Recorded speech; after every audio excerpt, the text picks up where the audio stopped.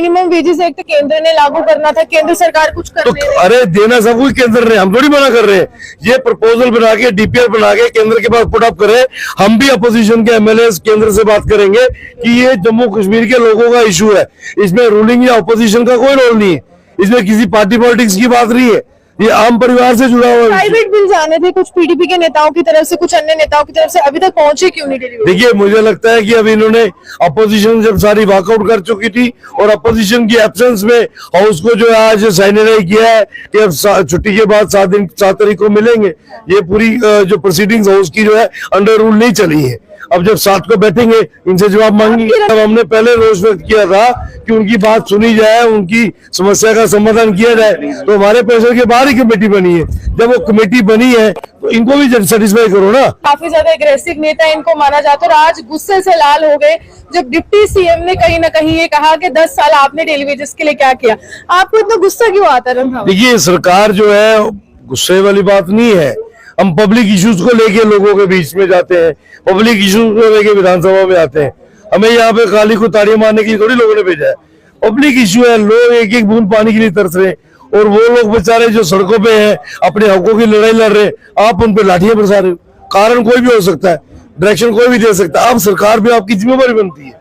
यहाँ तो किसी का एक्सीडेंट भी सड़क पे हो जाए उसकी भी जिम्मेवारी सरकार की बनती है कि उस परिवार तक उसकी जो है मदद, कंपनसेशन मदद की जाए। और जहाँ इतना बड़ा ज्वलंत इशू है, रमजान का महीना है, आगे ईद है, उसके बाद नवरात्रे हैं, आपने क्या प्लान किया है? अगर 72 घंटे से हड़ताल चल रही है, 72 घंटे और एक्सटेंड हो गई है, 19 तारीख की उन्होंने वार्निंग आपको दी थी, आपने 19 से पहले उनसे बात क्यों नहीं की? वो क्या आपको मुंह में डाल लेते? वार्निंग दी थी, बात नहीं की और बात करने की बजाय डिप्टी सीएम इनको बीजेपी स्पॉन्सर्ड कह देते हैं, कहते हैं ये प्रोटेस्ट जो है बीजेपी करवा रही है। ये मुझे लगता है कि जो डेली वेजर्स है वो भली भांति जानते हैं कि वो किसके स्पॉन्सर्ड है, वो अपनी मेहनत से काम कर रहे हैं, अपनी लड़ाई लड़ रहे हैं। मुझे लगता है कि जल्दी उनका कोई ना कोई उनको फैसला ले। जवाब मिला है, संतुष्ट है आप मुख्यमंत्री? नहीं। कमेटी का जवाब तो उन्होंने हमारे डिस्कशन में पहले कह दिया था, जब हमने पहले रोष व्यक्त किया था कि उनकी बात सुनी जाए, उनकी समस्या का समाधान किया जाए, तो हमारे प्रेशर के बाहर ही कमेटी बनी है। जब वो कमेटी बनी है तो इनको भी सेटिस्फाई करो ना। लेकिन कहते हैं यूटी है मिनिमम वेजेस एक्ट केंद्र ने लागू करना था, केंद्र सरकार कुछ कर नहीं रही। अरे देना सब कुछ केंद्र ने, हम थोड़ी मना कर रहे हैं। ये प्रपोजल बना के डीपीआर बना के केंद्र के पास पुट अप करे।